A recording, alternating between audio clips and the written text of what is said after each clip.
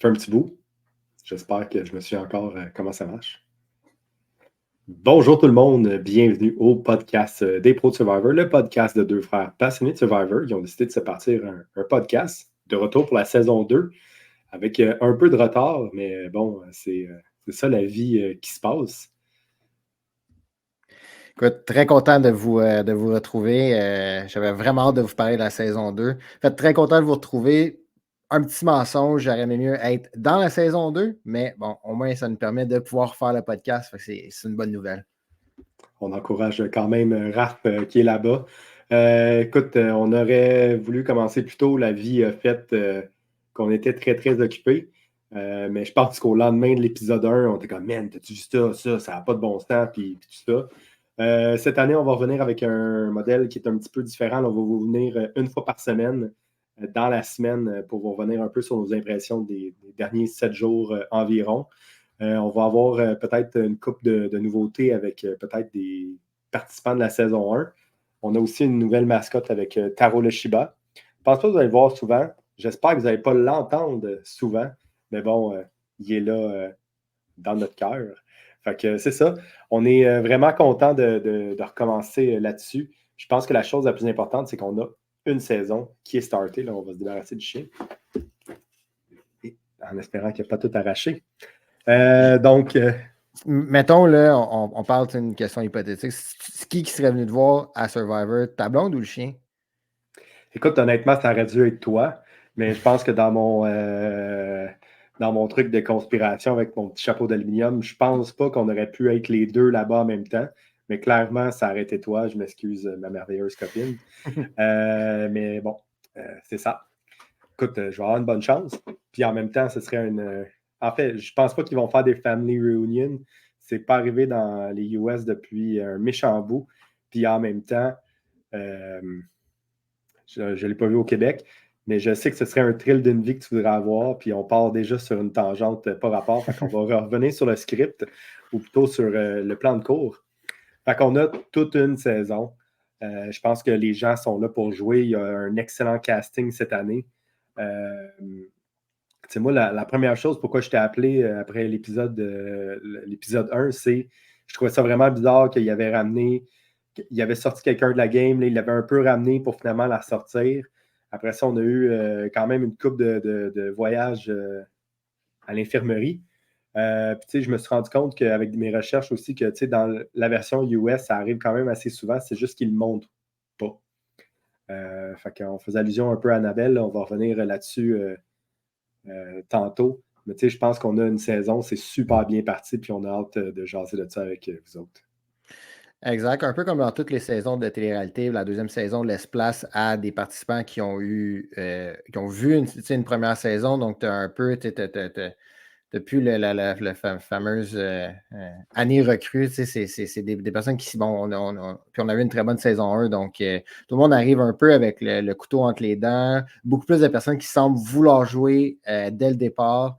Encore quelques super fans. Et surtout, une des choses que j'ai aimé, c'est qu'on ressort quelques vestiges de d'autres saisons de Survivor. Donc, on a introduit dès la première semaine la fameuse Journey. Donc, je ne sais pas si la traduction française serait pèlerinage. Bon, mais le fameux deux personnes qui quittent la tribu, qui vont faire comme une visite dans le bois et qui reviennent avec de l'information. Qui Quelque chose dans les poches. Oui, exactement. Qui doivent risquer de faire le challenge ou de risquer ton vote. Donc, ça, on a introduit ça dans ce qu'on appelait la nouvelle era de Survivor US. Donc, on avait commencé à avoir des justement là, personnes qui quittent et qui ont la chance de soit risquer leur vote ou pas.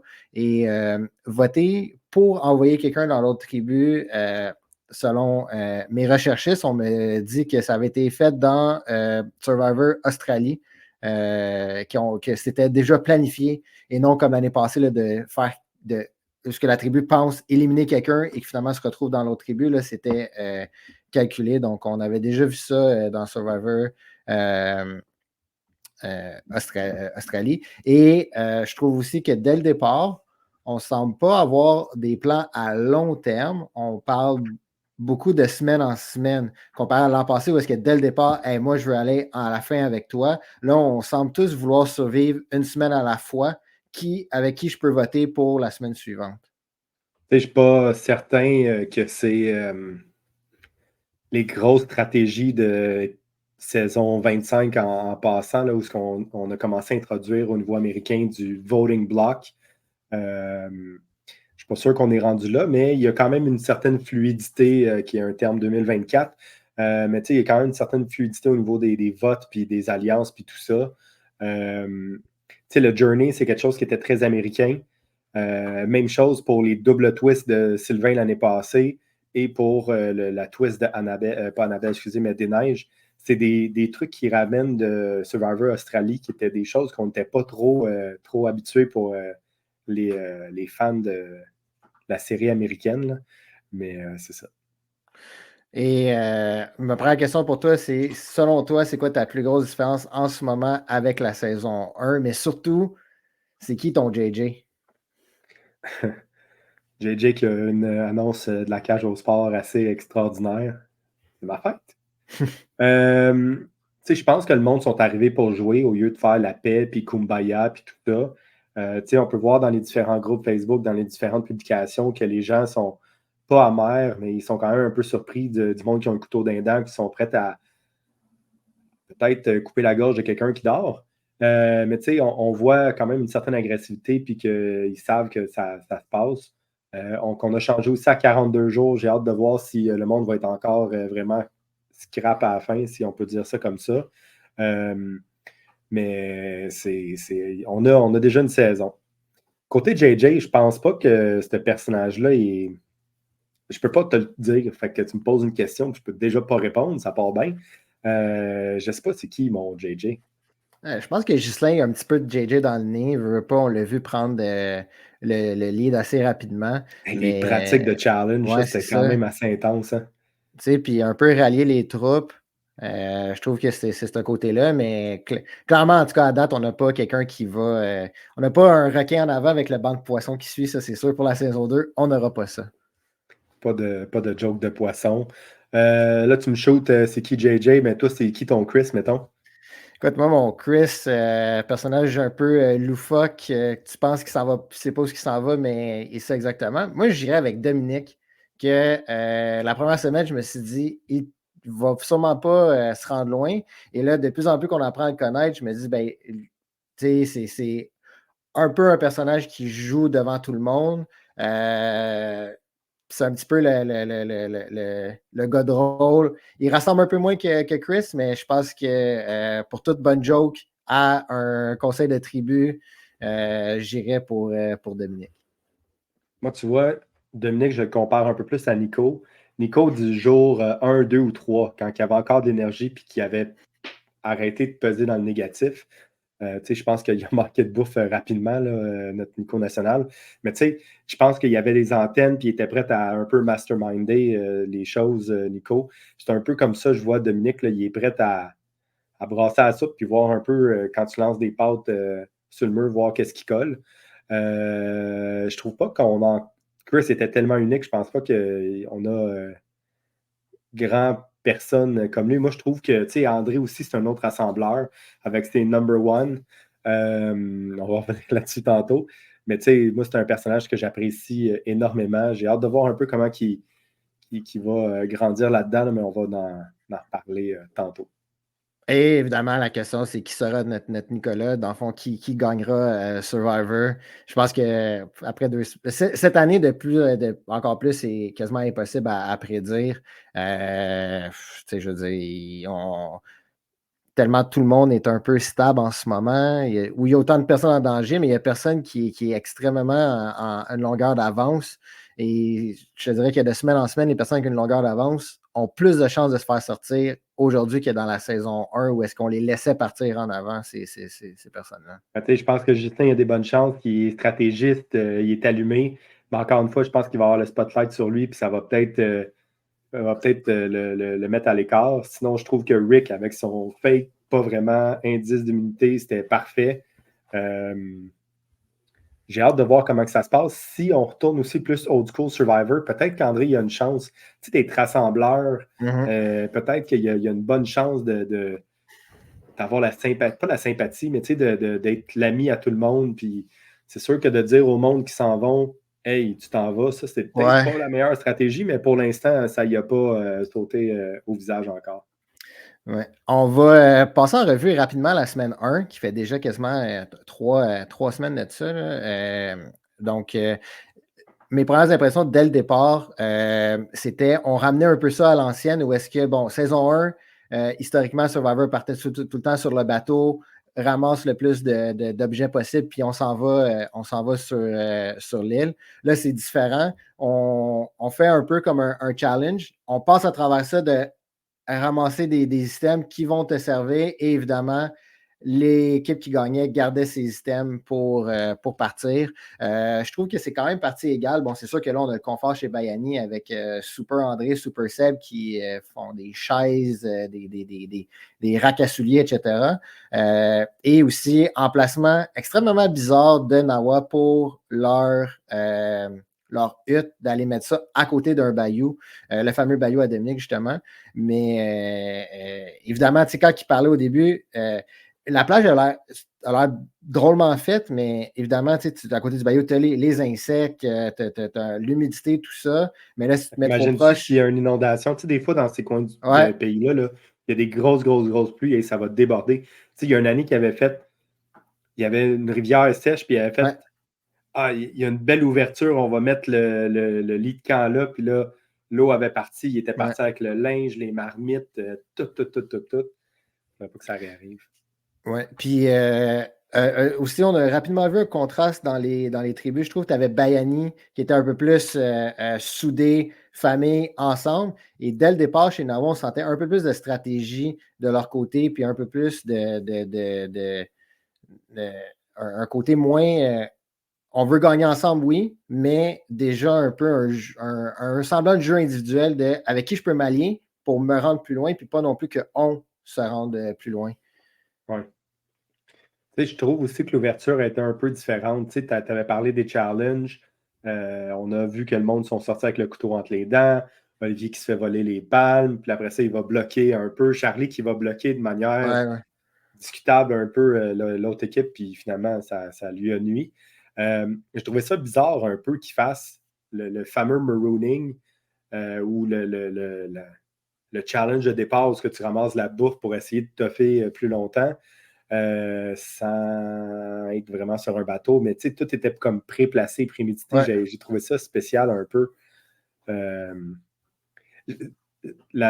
Cette saison, j'ai souvent le réflexe de faire « Ah, il me semble que c'est pas comme ça que ça fonctionne d'habitude. » Fait que je ne sais pas si c'est le fait que Jean-Thomas Jobin il est moins sur place ou c'est des subtilités ou ils ont juste décidé ça d'adapter à leur sauce, mais je trouve ça un peu différent.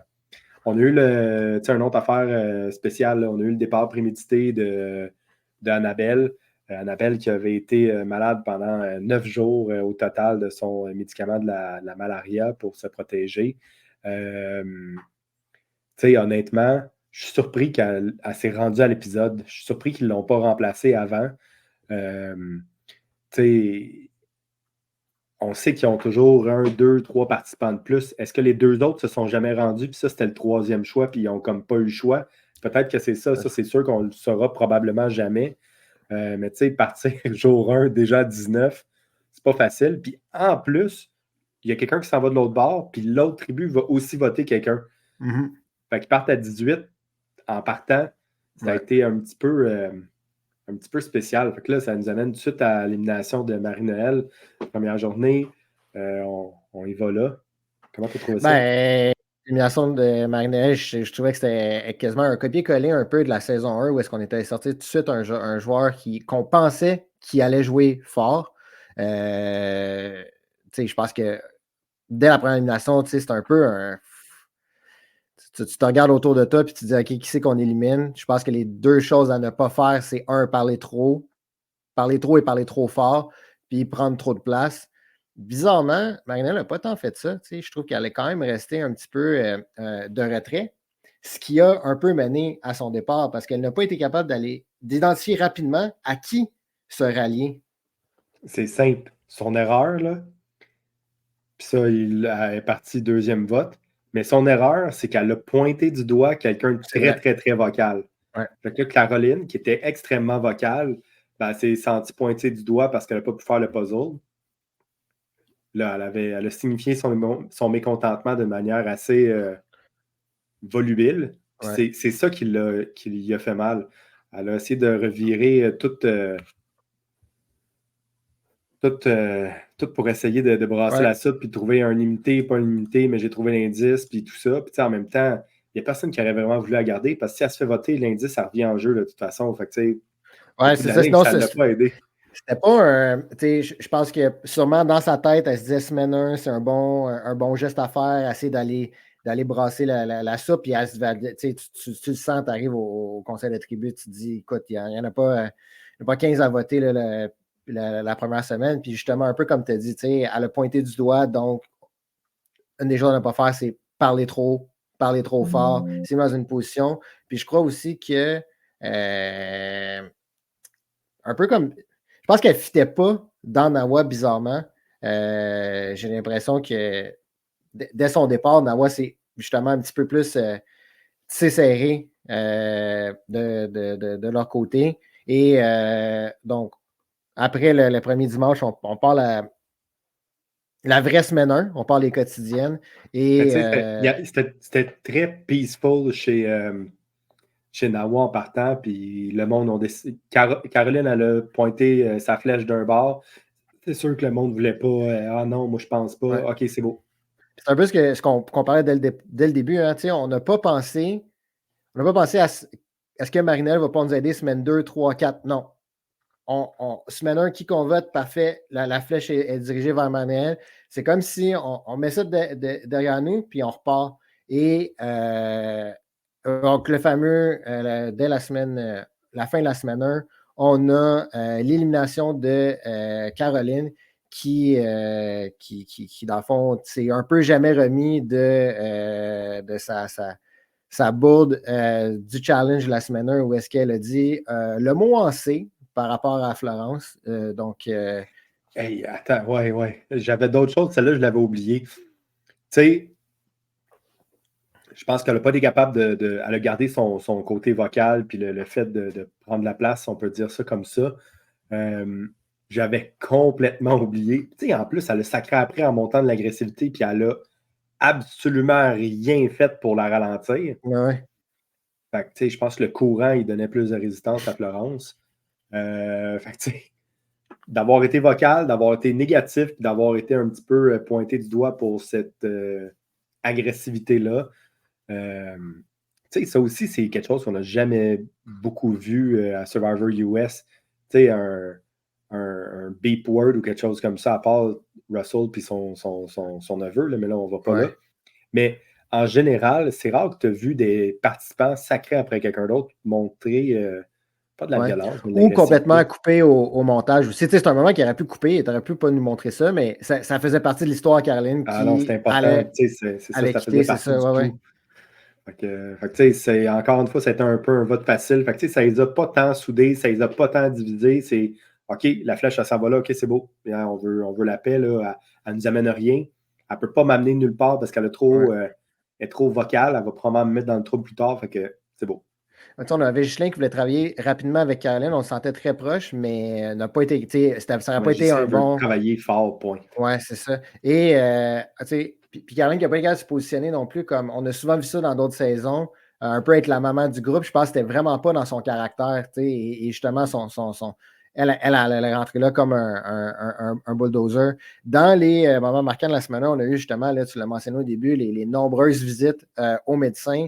On a eu Annabelle. Et après ça, on a vu, comme tu disais, on n'a jamais vu ça, le derrière les visites chez le médecin et tout ça, mais là, avec Olivier et Charlie qui ont mangé cette fameuse racine que je trouve drôle, ils ont demandé aux locaux si ça pouvait être mangé. On a compris que oui, et finalement, clairement que non. Mais comment tu peux demander aux locaux? Tu n'as pas contact avec personne? Ben, j'imagine qu'avec la prod, tu dis, hey, tu sais, parce que en tout cas, c'était montré d'une façon où est-ce que c'était normal de poser la question. Mais bon, clairement, ils n'auraient jamais dû manger ça. Donc, ils ont mangé une racine empoisonnée. Ils ont rien mangé. Ils ont eu, je pense, un morceau de poids dans la Ah bouche. ouais. Là. Il aurait pu être. Puis encore à ce jour, quand Olivier a été éliminé, oh, spoiler alert, quand Olivier est éliminé, il est encore blanc comme un drap. Je ne sais pas comment. Tu sais, Charlie, c'est Charlie l'autre. Ouais. Tu sais, il est parti vite, fait qu'on ne sait pas trop, mais les gars, ils ont l'air d'avoir été pas pire maganés par Je ça. pense que la différence entre Charlie et Olivier, c'est que Charlie ne l'a pas avalé, tandis que Olivier, là, il disait que ça le brûlait, puis qu'il y a eu des problèmes de digestion. Et justement, tu reviens jamais de ça. Je veux dire, on est à jour 10 aujourd'hui, puis la seule chose qu'ils ont mangé, c'est du riz et bon, ils ont eu la récompense, c'était comme c'était du jus. Là. Je veux dire, ils n'ont pas mangé quelque chose de solide encore, autre que du riz. C'est sûr que pas eu des ça. poissons, ou je me trompe avec Survivor US? Ben, Survivor US. Oups. Donc, c'est ça. Je pense que comme Olivier était vraiment plus accaparé par ça. Et on a eu le fameux challenge là, physique où est-ce qu'on a eu le mot en C de Caroline. Puis aussi, on a bizarrement, on a comme le two thumbs up de tout thumbs up de. Et oui, je suis sûr sur YouTube, vous avez les fameux intelligence artificielle que quand on fait 2 pouces, c'est les feux d'artifice. C'est toi qui as parti ça? Non, c'est l'intelligence artificielle maintenant qui fait ça, ouais, 2 pouces. Donc, ouais, c'est très bon moment de podcast ici. Donc, hey, allez sur notre chaîne YouTube voir ça. Donc, c'est ça, c'est comme c'est un challenge qui revient souvent dans plusieurs saisons et ça met la table là, rapidement sur créer de la rivalité entre les deux tribus et aussi voir qui est des brutes physiques. Donc, clairement pas Dominique avec Charlie, ça, il l'avait prédit. Je pense que Charlie, à une main, aurait pu tasser Dominique, mais il était gros, il était-tu massif, lui?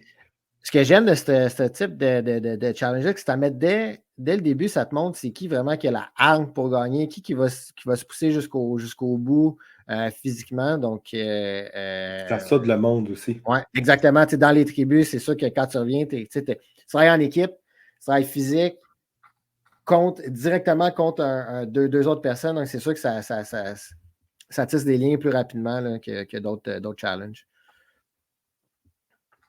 Après ça, là, on a eu quand même d'autres choses aussi.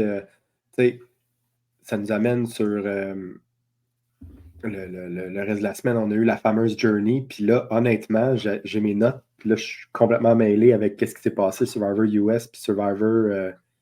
C'était-tu les chiffres déplacés en ordre? Oui, les chiffres déplacés en ordre. Tu n'avais pas l'air d'une chose le plus compliqué au monde. Ben, écoute, à moins que les deux filles soient. Ben, je me doute qu'elles sont extrêmement intelligentes, là, mais. Marie-Lou n'a pas l'air d'être niaiseuse, on va se dire. Oui, mais je veux dire, honnêtement, Colin, ils ont fait ça. Ils ont tellement fait ça rapidement que je me suis dit, boy, c'est sûr que c'était vraiment facile. Mais moi, ce que j'ai aimé là-dessus, c'est la stratégie de chacune, quand ils sont retournés à leur tribu, de bien mentir, honnêtement. Super bon mensonge. Vraiment mieux qu'André puis Sébastien. Vraiment mieux qu'André et Sébastien. Mais tu sais, très, très évasive, mais en même temps précise dans qu'est-ce qu'il dit. Fait que tu ne cherches pas non plus à aller fouiller. Ah oui, c'est ça. Puis Cassandre qui vient un peu à la Caroline. Fouiller dans mes affaires, j'ai rien pris, j'ai rien touché. Fait que c'était. Ah, justement, Caroline qui fouille dans le sac à Cassandre, y a-t-il vraiment quelque chose? Non. Fait que ouais, c'était. Puis je me demande si on va le revoir parce que justement, à un moment donné, ça devient extrêmement dangereux de risquer ton vote. Donc, devient parce que le monde, ils savent, tu dis une histoire, puis là, finalement, il manque un vote, qu'est-ce qui se passe? Ouais. Fait que là, fais juste me confirmer, ils ont des avantages pour trouver l'idol. Fait que là, on a l'hypoténuse du côté de Marie-Lou, puis de Cassandre, je pense que c'est dans le bayou que Dominique a comme semi. Ouais. Puis, dans le fond, ils n'ont toujours pas été trouvés. Je trouve qu'ils cherchent beaucoup moins, par contre, que d'autres saisons. Je ne sais pas si c'est la façon qu'ils montrent le montage, là, mais je te dirais que là, on est rendu à la début de semaine 3 et on n'en parle pas. Donc, ça va revenir. Peut-être pas les caméras au bon moment. Ils ont peut-être. Exact. On ne sait pas. après ça, la prise en charge des challenges, puis de Nawa puis Bayani, c'est deux groupes quand même pas mal différents. Je pense que du côté de Bayani, on a André qui est peut-être pas nécessairement le même niveau que Ghislain au niveau physique, au niveau hargne et peut-être au niveau jeunesse, si je peux dire ça comme ça, désolé. Il y a quand même d'autres personnes qui sont un peu moins présentes. Là, Ricky, Nabil, on les voit pas mal moins. Ricky, c'est toute une pièce d'homme. Fait que, je vais faire un petit clin d'œil à une page en Facebook et Instagram qui est une nouvelle depuis la saison 2 qui s'appelle Stat Survivor Québec. Quelqu'un qui garde en note le minute passé au confessionnal et le nombre de confessionnals que chaque participant a pour voir y a-t-il une temps, est-ce qu'on peut faire un calcul avec qui va éventuellement gagner. Fait à noter qu'après la semaine 1, Ricky avait 0 confessionnal. On ne l'avait pas vu. On avait un peu vu Nabil, mais quasiment pas. Mais Ricky, à un moment donné, je me suis dit, hey, est-ce qu'on a une autre histoire comme la saison? Est-ce que quelqu'un va devoir quitter? Puis c'est pour ça qu'il coupe quasiment au montage. J'ai tellement pensé à ça sans que tu en parles, mais pas vraiment vouloir en parler. Mais je me suis dit, mais où est Ricky? Là? Et là, finalement, semaine 2, acteur quand même principal, mais c'est ça, je me disais, on le voit aucunement. Là. J'ai hâte, mais pourtant, il y a de l'air d'être devious un peu. Il y a de l'air d'avoir une couple de. Lui et Audrey ensemble, là, ouf, ça ferait des flamèches, mais en même temps, ça pourrait être très, très bon. Faut juste qu'ils connectent soit dans un merge ou dans un flip-flop des alliances. Pas des alliances, mais des tribus, on verra. Fait que, moi, je vais revenir sur le number one de André. Tu vois, j'ai pas de fireworks cette fois-là. J'ai trouvé vraiment, vraiment drôle. C'est un peu typique de son époque. C'est un peu typique aussi des premières saisons de Survivor US où que des fois, tu avais des hommes un peu plus vieux qui décidaient de montrer la hargne et toute la fougue qu'ils ont à des joueurs plus jeunes. Fait que j'ai trouvé ça drôle. J'ai trouvé ça drôle aussi que les participants fassent comme ouais, mais là, c'était pas vraiment fin. Mais Nabil, il a dit ah, c'est pas grave, on passe à d'autres choses. Mais j'ai trouvé ça un peu drôle. Il y a un beau petit jeu en coulisses. Mais André, je pense que c'est un sleeper. Je pense qu'il y a. J'ai hâte de voir un peu ce que ça va donner de ce côté-là. Je le vois de plus en plus, là, son implication. C'est menterie à pas de Moses de sens. Fait que j'ai hâte de voir ça. Fait que ton étoile de la semaine 1, c'est qui? Mon étoile de la semaine 1, c'est un des joueurs que j'adore le plus. Puis je pense qu'on n'a même pas mentionné son nom à date. J'y vais avec Jean-Michel. On a parlé de qui c'est qui ton JJ, c'est qui ton Chris. Moi, mon Jean-Michel, là, c'est mon Joël.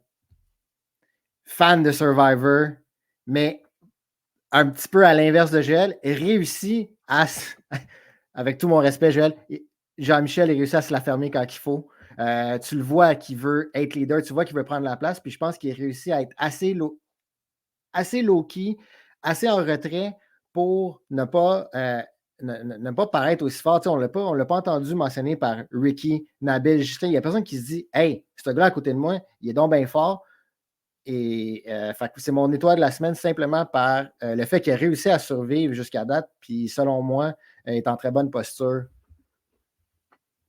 Avant qu'on commence à enregistrer, je t'avais dit que je ne savais pas qui donner. J'ai dit que j'allais te copier. Ben, je te copie. Mais honnêtement, Joël puis Jean-Michel, c'est deux joueurs intelligents, deux joueurs qui comprennent super bien la game. Je pense que Joël est un peu plus vers l'avant que Jean-Michel. Jean-Michel, il est un peu plus en arrière à essayer de jouer au officiel, tandis que Joël, je pense pas qu'il a eu la chance de faire ça. Il s'est fait lancer vraiment au loup en partant. Mais c'est une maudite bonne idée. On n'a complètement pas parlé. Lui aussi, ça pourrait être un no-winner, mais je pense qu'il est trop fort, trop intelligent. Ouais, c'est sûr. Il va se faire. C'est le fameux joueur qui va se faire sortir quand il va en rester 8-9, puis tout le monde va dire on ne peut pas garder ça, les amis. C'est sûr qu'il gagne. Fait que ça va être 4 d'un bord, 3 de l'autre. Tout le monde est seté dans le ciment. Ils ne veulent pas bouger sur leurs alliances. Puis là, ça en prend juste un faire. Ouais. Mais c'est parce que lui, là, il va gagner. Là. Vous êtes déjà 4. Jean-Michel me fait beaucoup penser à Spencer là, des années de Survivor US. Là, et En plus, c'est con, mais il est psychologue, là, il sait comment jouer dans la tête des gens. Ah, Il sait quand il va se et faire. avec Sébastien puis Ouais, André, puis là, il répétait, puis hey, ouais, c'était ouais. magique. Et fait que non, moi, c'est mon étoile pour la semaine 1. Je trouve que c'est bien débrouillé. Good call. Fait qu'on commence le résumé de la semaine 2. Oui, Fait que départ ou élimination de Charlie, on ne sait pas trop. Au bout de la ligne, il avait raison. Tu sais, en fait, à moins que j'ai manqué quelque chose au complet, là. écoute, on ne l'a pas sur caméra. Fait en gros, André, il s'est encore fait pogner dans ses menteries, puis Charlie, il l'a confronté peut-être pas de la même manière. Tu sais, ça, c'est clairement, tu sais, c'est une autre manière de penser chez Charlie par rapport à peut-être André. Puis, quand Charlie a essayé de caler André, ben André, il a resté sur sa position, puis Charlie, il a pris ça extrêmement personnel, puis il a clairement dit, ben, je ne peux plus faire confiance à ces gens-là et je dois quitter, ce qui est malheureusement Survivor. Ouais, ben écoute, quand j'ai vu ça, je pense, là je parle strictement personnellement, je pense que c'est la grosse différence de quand tu t'inscris à une émission de télé, puis tu as le rêve d'y aller, et là tu vois cette saison-là aller devant toi, puis tu te dis, c'est sûr que c'est plate quand tu vois quelqu'un décider de lui-même se sortir du jeu. Est-ce qu'il aurait été voté? Je ne crois pas. Je ne crois pas que cette journée-là, Annie aurait mis le nom de Charlie. Je ne crois pas qu'il aurait été éliminé. Donc, il décide lui-même de quitter. C'est sûr que tu te dis, assis dans ton divan, tu te dis, ouais, mais moi, je voulais être là, je n'aurais pas quitté. C'est comme un petit peu un Oh, calcul mais toi, tu facile à t'es pas faire. fait appeler. Je me suis pas fait appeler, c'est sûr. Mais une chose que je peux respecter, Charlie, il s'est dit, moi là, j'ai mes valeurs et je ne dérogerai pas de ces valeurs-là, peu importe ce qui va se passer dans Survivor. Moi, personnellement, j'ai des valeurs dans la vie, mais si je rentre à Survivor, à part de manquer de respect, là, mes valeurs, là, je les laisse. Je les laisse là, quand je sors de l'avion ou quand je sors de ma chambre d'hôtel puis je me dis je m'en vais à Survivor. Je laisse mes Tu valeurs-là. as deux choix, c'est ton chapeau ou tes valeurs. Ben, je les Le mets dans mon chapeau. chapeau, puis je l'amène. Mais c'est un jeu, tu vas te faire trahir et tu vas trahir des gens. Tu sais, je comprends que dans la vie de tous les jours, là, je mens pas, à part à ma blonde quand elle me dit y avait-tu du lait à l'épicerie, puis je dis, à la place de dire non, je l'ai oublié, je dis ben non, il n'en restait plus. Tu sais, c'est sûr que dans la vie de tous les jours, il y a mais je ne fais pas exprès d'aller mentir et trahir. Sauf que Survivor, c'est un jeu de stratégie. C'est sûr que tu vas te faire mentir. Si tu ne peux pas le prendre, ben, inscris-toi pas dans un sens. Puis c'est facile de dire ça de mon côté, mais c'était la première fois que j'avais cette sensation-là de me dire, ben non, tu peux pas t'en aller, tu peux pas toi-même quitter, ça se peut pas. Tu sais, j'étais comme, ben Faut non. que tu acceptes qu'il y a quelqu'un qui te met en passant. Le seul mensonge que tu peux dire à ta blonde, c'est pas moi, c'est le chien qui a pété. Mais bon, Ouais, ça, ça, ça. c'est ça. Mais tu sais, gars, je comprends ton point de vue, je comprends tout ça, mais tu sais, en même temps, c'est ses valeurs profondes. Ah, ouais, Il c'est fallait, pour il ça. fallait que, tu sais, faut que tu sois prêt, là. Tu vas te faire Ouais, mentir, tu vas te faire trahir, tu sais juste pas quand. c'est ça. Fait que c'est ça. Tu sais, le post-élimination de Charlie, ben, je pense que ça a solidifié la position d'André. On commence à avoir un peu plus des alliances, des clics. Puis là, il commence à avoir des lignes un peu plus dans le sable. Du côté de Nawa, on a clairement Ricky Nabil, Ghislain, Jean-Michel, Cassandre ensemble. Jean-Michel, Cassandre, c'est pas mal un duo. Puis après ça, ben, sur les outs, on a Dominique, Desneiges puis Gladys. Ça, avec une petite twist, on va avoir un peu de plaisir à Ouais. travers ça.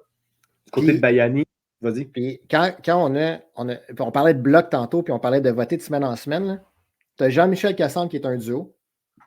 Tu as Ghislain qui tourne autour de ces deux-là. Tu as Nabil et Ricky qui semblent très proches. Ghislain qui tourne autour d'eux. Après ça, tu as Dominique Desneiges Gladys. C'est tout le monde Dominique, dans leur tête. Ghislain un peu. C'est ça, exact. Oui, puis tu sais, tu as Ghislain et Gladys qui sont ensemble. Fait que là, j'espère que tout le monde à la maison, vous avez fait vos beaux diagrammes. Mais je trouve que Ghislain est super bien placé pour toujours être du bon côté du vote ou va toujours se retrouver avec la personne qui ne fait pas partie du vote. Donc, quand même dans un rôle pivot à plusieurs places. Ouais, mais quand il y a deux, trois groupes de deux qui s'en rendent compte, puis là, ils sont un peu qu'est-ce qu'on fait? Hey, lui, là, il est en train d'être flip-flop des deux Ouais. côtés. Fait que, tu sais, ça aussi, c'est une position qui est dangereuse. Ça dépend un peu plus jusqu'où il va se rendre. après ça, du côté de Bayani, on a Seb, André qui ont l'air d'être un duo assez solide. Déborah qui est vraiment proche des autres. Audrey aussi qui a été mêlée à toute cette histoire-là.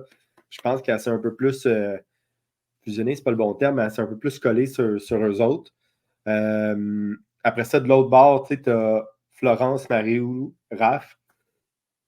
Puis là, tu as Olivier qu'on croyait qu'il était quand même pas mal un vote pivot, qui était pas mal avec la grande majorité, mais que là, on a su que ses heures étaient comptées. Clairement pas. Et là, je me doute que tout le monde qui écoute notre épisode aujourd'hui a écouté l'épisode de dimanche. Sinon, ben désolé. Il aurait peut-être fallu mettre un avertissement au début. Hein. Faudrait... Mais et dans Seb, Déborah, Audrey et André, à ce jour, André serait en dessous de la pyramide techniquement parce que si Seb et André sont si proches que ça, ben Seb en aurait peut-être parlé à André de Hey, on va sortir Olivier, by the way. Tu sais, autant quand André, là, monsieur qui va être aimé de tout le monde, qui va voir Raph, hey, on va te sortir. Ou tu sais, André qui va voir Raph et qui dit je t'ai fait jouer dans le challenge pour ta blonde. Parce que autant que je trouve gentil, bon monsieur, tout ça, je trouve ça très risqué. Parce que moi, me faire dire ça, là, je dirais comme, tu sais, un petit peu de. J'ai Tu te l'énergie prends du pour qui? désespoir, puis oublie ça. Là. Ouais. Fait que. C'est peut-être pour ça qu'Olivier ne l'a pas su, tu sais. Et est-ce que Seb, Déborah se sont dit on ne peut pas en parler à André? André a trop de valeur dans la vie de tous les jours. Puis je sais qu'il va en parler à Olivier. C'est peut-être ça qui est arrivé aussi. Donc, moi, étant André aujourd'hui, je me dis hey, pourquoi je n'étais pas au courant de ce vote-là? Chose qu'on n'a pas vu aujourd'hui. Je me dis, ce genre de vote-là, dans Survivor US, tu reviens là, pendant les 30 premières minutes à tribu, là, c'est un petit peu de chialage. Là, c'est hey, comment ça que je n'étais pas au courant? Donc, j'étais vraiment surpris par André. Soit que c'est une bonne. Soit que peut-être qu'il s'est mordu les lèvres et qu'il s'est dit écoutez, je veux pas faire de trouble, mais je me posais des questions à savoir pourquoi je n'étais pas au courant de ce vote-là. Mais tu sais, on a jasé un peu l'année passée, des caméras de soir, il n'y en a pratiquement pas. Fait que tu sais, on n'a pas le post-tribal. On n'a pas parlé aussi, il y a Déborah aussi qui est allé jaser l'autre bord. Fait que tu sais, je sais pas. Est-ce qu'on est dû pour un brassage de cartes? Puis là, après avoir jasé tout ça, c'est quoi un peu l'état des forces? On en a parlé un peu, là, mais tu sais, on est dû pour un brassage de cartes? Enfin, on devrait parler de ça après. Mais là, tu sais, c'est qui que tu vois en grosse position de pouvoir? Moi, je vais commencer avec Nawa, parce que j'ai une opinion plus franche, puis je vais te lancer avec Bayani, qui a l'air d'être un peu plus un free-for-all. Je pense que Jean-Michel et Cassandre, il n'y a personne qui les associe vraiment ensemble. Ils sont undercover à côté. Je pense que Ghislain prend énormément de place, mais j'ai l'impression qu'il va se mettre dans le trouble bientôt. Puis, tu sais, toute la job de Ricky qui a donné l'indice, tout ce vote-là de déneige, là, ça a l'air d'avoir brouillé les cartes d'une couple de personnes sur la bulle, si on peut dire ça comme ça. Fait que j'ai hâte de voir le poste. Moi, j'ai malheureusement pas vu l'épisode de lundi. Fait que je pense que Gladys, ça l'avait un petit peu explosé, cette émission-là. Mais tu sais, j'ai hâte de voir un peu comment tout ça se passe. Oui. Écoute, du côté de Bayani, je pense que vraiment ceux qui sont en bas de la pyramide, c'est vraiment Raph, Marie-Lou, Florence, semblent incapables de s'intégrer à l'autre quatuor. Et vraiment Audrey qui prend extrêmement de place. Audrey, quand il s'est présenté, s'est dit comme vilaine et qu'il allait brasser les cartes. Vraiment, c'est ce qu'elle a fait. A pris contrôle du premier conseil de tribu avec Bayani et aussi a pris le contrôle de cette deuxième élimination sournoise d'Olivier. En fond, on l'a vu par après que et Audrey et Déborah étaient un peu au centre de cette élimination-là, mais je me dis que c'est vraiment, vraiment Audrey qui a poussé pour ça. Et quel geste là, de sa part. Je pense que dès le départ, est capable d'aller éliminer quelqu'un sans non plus se mettre une cible dans le dos en disant hey, allô, c'est moi qui l'ai éliminé. Fait que je pense que si brassage de cartes arrive, qui est souvent au hasard, je pense que ça pourrait complètement défaire le jeu de quasiment tout le monde. Parce que tout le monde a juste un ou deux alliés, n'a pas des gros 4-5 groupe d'alliés comme d'autres années. Donc, quand tu as 4-5, si tu as 3 qui partent d'un bord, ben, au moins tu en as 3 tu as 2 autres personnes qui te suivent. Là, tu as des chances de ne pas vraiment te retrouver s'il y a un brassage de cartes qui arrive. C'est tous des bons points. Je pense qu'on peut aller regarder un petit peu les moments marquants. On a quand même beaucoup jassé. On a encore une visite de Ghislain chez le médecin.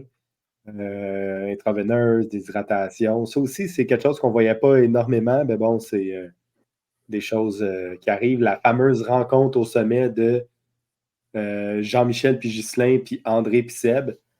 Je ne sais pas s'il y a grand-chose de dire à ça, mais c'est surtout le après que André, son histoire, elle tenait moyennement debout, puis c'était pas pire. Ouais, André et Seb, on aurait dit 2 enfants qui se font prendre la main dans la boîte à biscuits, puis qu'est-ce que t'as fait? Ben non, ou, hey, t'as-tu mangé des fraises? Ils ont la bouche toute rouge avec le chandail tout rouge. Non, non, j'ai pas mangé de fraises, c'est comme, hey, on n'a rien. Alors, finalement, il va y avoir une immunité cachée au challenge, mais je peux pas vous dire c'est où, mais je peux vous dire qu'il y en a une, tu sais, c'était ça. Je peux pas vous dire quand, mais tu vas le savoir quand. Ouais. Finalement, il a ralenti son équipe en malade mental. Il n'a pas été capable de la trouver.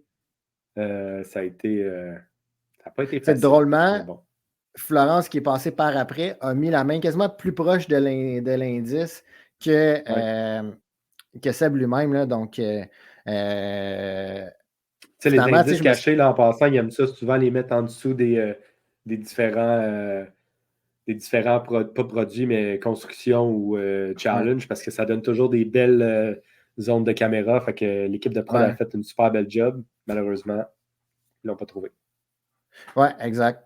Puis c'est ça, tu Seb qui disait non, je ne vais pas ralentir tout le monde, comme tu as dit. Je pense qu'il s'en allait éventuellement perdre le challenge. Ça a aussi les 6 places, là, la semaine passée, on en a parlé rapidement, mais c'est ça, on a vu, là, comme moi je l'appelle Coach Ghislain. Donc, une des difficultés de Nawa dans la première semaine, c'était de travailler en équipe lors des challenges, puis surtout d'arriver prêt, de ne pas arriver au challenge de qu'est-ce qu'on fait. Donc, c'est ça, Coach Ghislain qui a commencé à préparer Nawa avec des tirs, on marche sur une jambe, on saute sur une jambe, des choses comme ça. Puis, honnêtement, même si ça n'a pas mené à une victoire, je trouve que ça l'a aidé vraiment un peu que ça soit qui travaille plus en équipe.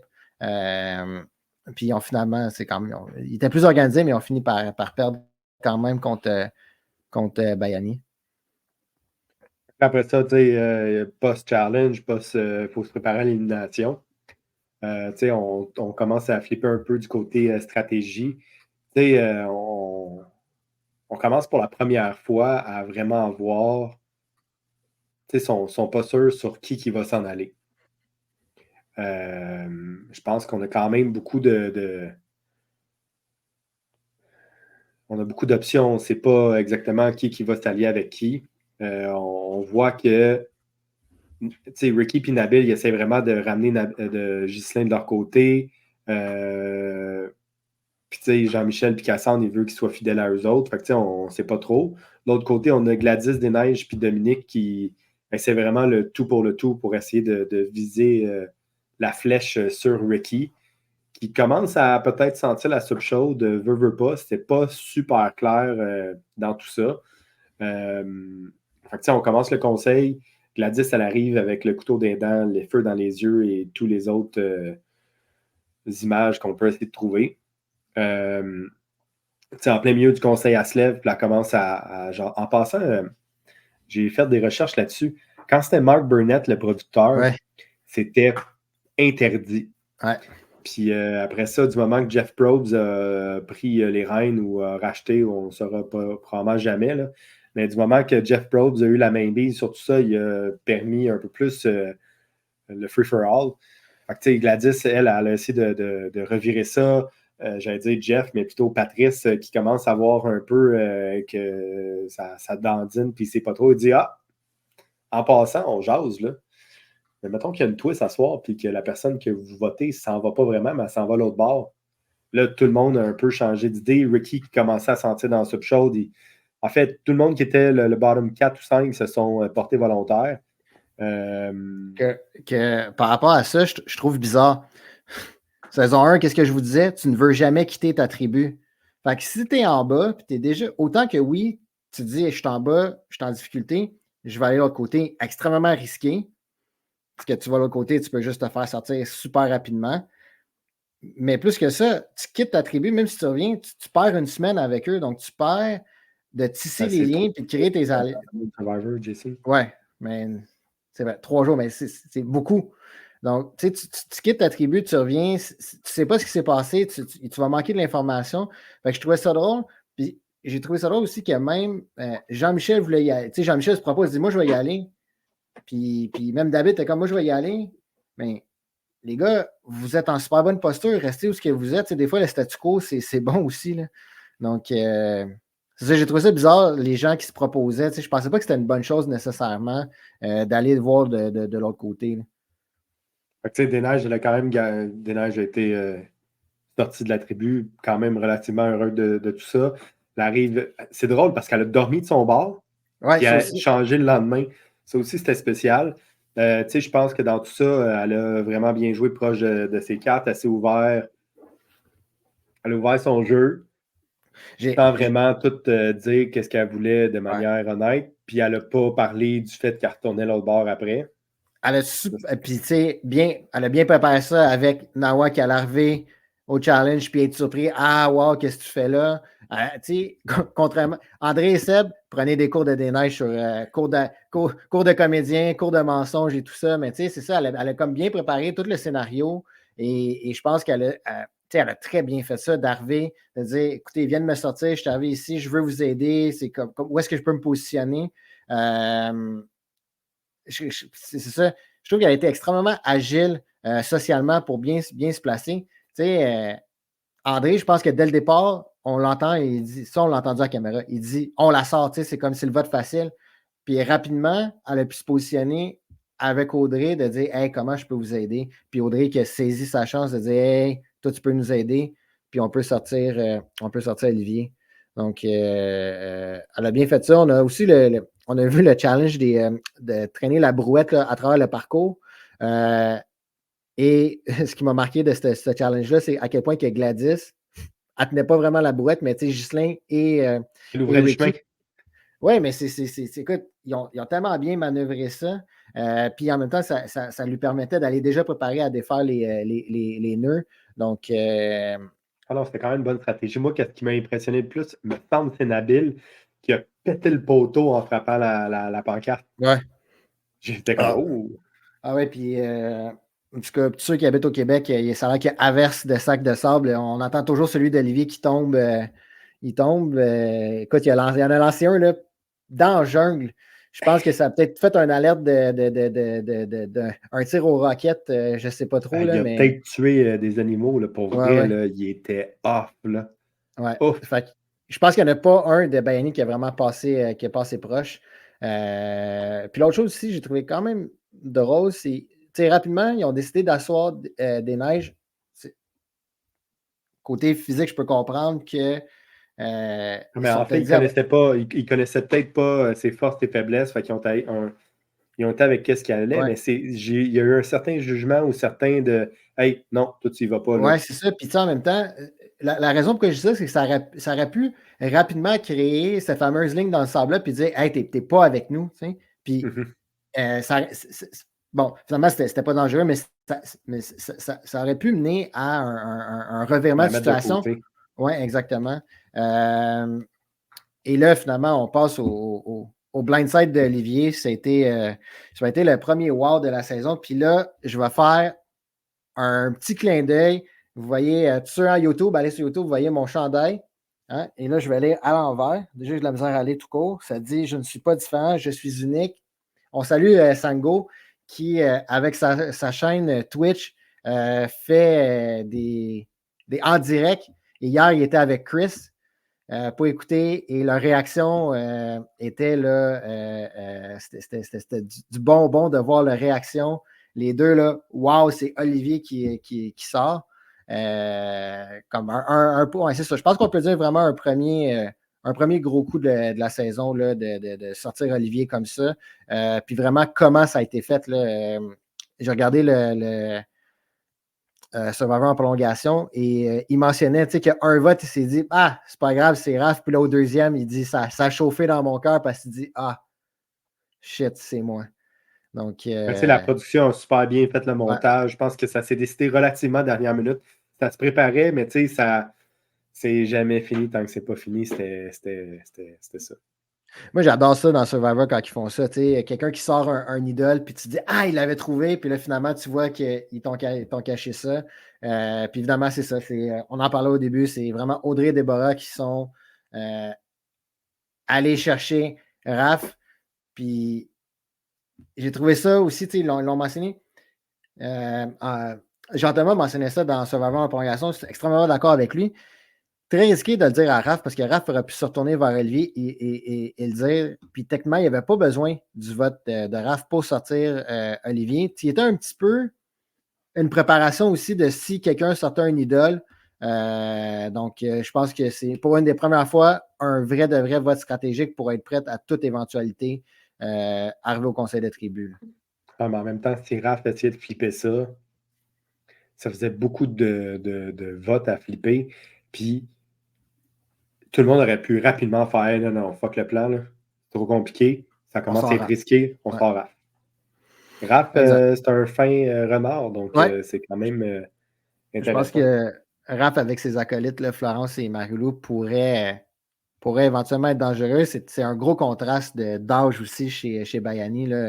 Seb-André Déborah versus Raph, Florence et Marie-Lou, ça fait... Mais Audrey est supposée être dans cette gang-là, par exemple. Ouais, c'est le choc des générations. On se croirait écouter Zénith quasiment. Ouais, ou des plus vieilles générations de Survivor. Fait que, tu sais, je pense qu'on a une super bonne saison. On va vous revenir une fois de temps en temps. Hey, c'est vrai. C'est quoi ton étoile de la deuxième semaine? Mon étoile de la deuxième semaine, une autre personne que je n'ai pas beaucoup parlé, mais je pense qu'encore une fois, c'est pas super bien. Je retourne du côté de Nava, j'y vais avec Gladys. Je pense que Gladys est encore contraste à saison 1. Gladys et Karen, je les trouve un peu très similaires, mais Gladys est encore plus stratégique. Ça va soit l'aider. Gladys, ça parle comparé à Karen. Oui. Forte physiquement, donc va être très bonne dans les challenges, mais est-ce qu'elle va pouvoir se rendre au challenge individuel? Je ne sais pas. Mais je la trouve super bonne dans son jeu social. Autant qu'elle est agressive dans son jeu stratégique, je pense que, bon, c'est sûr qu'elle n'est pas proche de Ricky et Nabil, mais en même temps, elle n'a pas besoin de l'aide. Tu n'es pas avec moi, tu n'es pas avec moi, mais quand elle fait des tentatives de rester très proche de Ghislain, se rapprocher de Jean-Michel, se rapprocher de Cassandre. Il ne faudrait juste pas qu'elle parle trop. C'est la seule chose. Pour moi, c'est vraiment ça dans le futur. C'est parle pas trop, garde ton jeu assez calme. Un peu, tu sais. Inspire-toi de Jean-Michel un peu. Donc, moi, j'ai mon étoile, mais ça va être un point positif. J'aimerais ça va être mon étoile. Jean-Michel, au conseil le Journey, là, qui utilisait tous les trucs de la psychologie. Puis en plus, il en parlait off-cam. Je trouvais ça écœurant. Mais moi, c'est toujours André. André, pas nécessairement pour son jeu hors pair, mais plutôt pour la qualité de son show cette semaine. Son mélange de menterie, de tout ça. Je pense qu'il mérite des points. Ouais. Pour cette semaine, ben écoute, je vais te laisser écouter l'épisode d'aujourd'hui. Pas de gros feu d'artifice, mais justement, un peu qu'est-ce qui arrive, là, c'est sûr que ça sent toujours un peu la twist. Donc, est-ce qu'il va y avoir d'autres fameux journeys? Est-ce qu'on va faire quitter des membres de la tribu pour aller chercher des idoles juste sur un autre île? Est-ce qu'on va finalement trouver les idoles sur les îles aussi? Là, parce que ça peut totalement changer. Là. On parle que si Dominique Desneiges ou Gladys mettent la main sur l'idole, ça peut complètement revirer la situation s'il est bien joué. Et même chose du côté de Bayani, là, si entre Florence, Marie-Lou et Raph, on trouve l'idole, ça peut tout changer. Mais si ce n'est pas cette semaine, donc on parle jusqu'à jeudi, j'aimerais ça que dimanche prochain, donc quand on va s'en parler dans une semaine, il y a potentiellement eu un brassage de cartes. Là, on est rendu à, si je ne me trompe pas, on est rendu à 16, donc 8 contre 8. On est rendu à la journée 8 ou 9, je pense. Non, ils sont rendus au jour 10, 11, mais là, je pense qu'il fallait rebasser les tribus, où est-ce que souvent c'est au hasard, donc on pourrait laisser le hasard faire les choses et voir où est-ce que les alliances se retrouvent, puis on pourrait voir de nouvelles alliances se créer. Ah, définitivement. Merci beaucoup de nous avoir regardés. Merci beaucoup à Jason d'avoir été conscient avec mon horaire des dernières semaines un peu malade mental. Pas été le meilleur frère, pas été tant que ça le meilleur chum. Fait que j'apprécie. J'espère que vous allez quand même trouver ça intéressant. Ça ne veut pas dire qu'on n'a pas fait d'épisode qu'on n'a pas jasé. Je pense que ça fait honnêtement 10 jours que je repousse qu'on puisse enregistrer. Mais là, je vais être à la maison beaucoup plus dans les prochaines semaines. Fait qu'on va pouvoir le faire une fois par semaine. Vraiment content de pouvoir revivre ça avec vous autres. Vous pouvez toujours nous laisser vos commentaires. Ça va être sur Spotify et pas mal toutes les plateformes de balado. Vous pouvez laisser un petit commentaire ou un petit rating 5 étoiles. Ça nous aide beaucoup. Si vous nous regardez sur YouTube, mes sympathies pour mon visage, mais vous avez toujours la chance aussi d'embarquer dans les commentaires et on peut discuter le tout. Donc, merci beaucoup de nous avoir écoutés. Merci, Jason, d'avoir été là. Vraiment agréable. Toujours joli de ton chapeau. On ne veut pas vous faire de fausses promesses, mais c'est sûr qu'on aimerait ça, ramener des personnes qui ont participé à la saison 1 pour faire pas juste des entrevues de comment c'était la saison, etc. Je pense que ça fait déjà 1 an, mais surtout avoir leurs impressions sur la saison 2. Donc, c'est ça. Pas de fausses promesses, mais ça se pourrait plutôt que tard. Donc, la meilleure façon de rester à jour avec tout ce qui se passe de notre côté, c'est de nous suivre sur les réseaux sociaux, page Instagram, page Facebook. Allez nous suivre, vous allez avoir des alertes quand on va faire des annonces. Merci beaucoup. Puis on vous souhaite une bonne journée, bonne soirée. Je ne sais pas trop quand vous allez regarder ça ou écouter ça, mais merci beaucoup. À la prochaine. Oh. C'est en même temps. Fait que là, on devrait faire end recording.